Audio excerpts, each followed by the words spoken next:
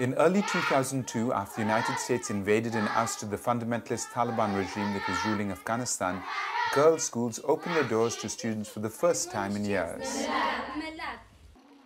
Out of the rubble of bomb buildings, little girls flocked to classrooms with earthen floors and no chairs, squeezed in by the hundreds into tiny rooms where lessons were sometimes written on the backs of doors. 7 years later, when CorpWatch and KPFA returned to the northern city of Mazar-i-Sharif to find out how the situation had improved, we met up with Aisha, the chemistry teacher at the Fatima Balki school, who was finally given a rail chalkboard instead of the back of a door. Still, she says the facilities they have been given are not adequate and she lacks the proper equipment to teach. The blackboards that we use temporarily solves our problems, but the chairs, desks, and boards we use are not suitable. Our school building is also under repair, but we want to build a new school on a piece of land they've given us. And for that, we need chairs, blackboards, equipment for the labs, and other necessary materials. In 2002, we spoke to 14-year-old Alina Rastagar and her friends about the days they used to study secretly at home at odd hours of day and night to avoid persecution by the Taliban. My house was in front of the Taliban house. And one time, we out of the door, the Taliban said, we are and the girls going to. And one day we are going to 8th class. At 8 o'clock, and another day 10 o'clock, and another 4 o'clock. 7 years later, Alina is now an undergraduate student at Balkh University where she studies Islamic law. When we compare this year and 7 years before, so we see completely changed in every part. All of the students trying to studying their lessons and study computers and English. And after 7 years, all of the girls and the women like to study their lesson, and all of them improve their knowledge.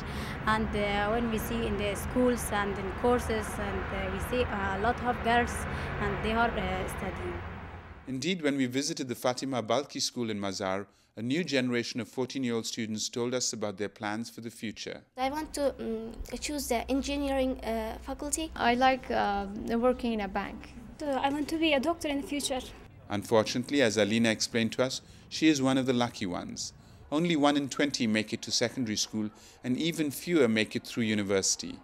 Fariba Nawa, author of Afghanistan Inc., says that the situation is getting even worse, particularly in the south.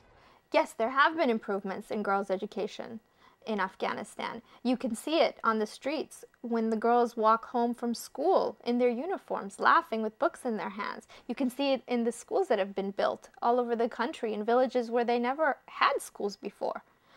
However, in the South, there's a different story to be told. And that's the story of girls being afraid to go to school. Their schools being burned down. Even the schools that were newly built are being burned down.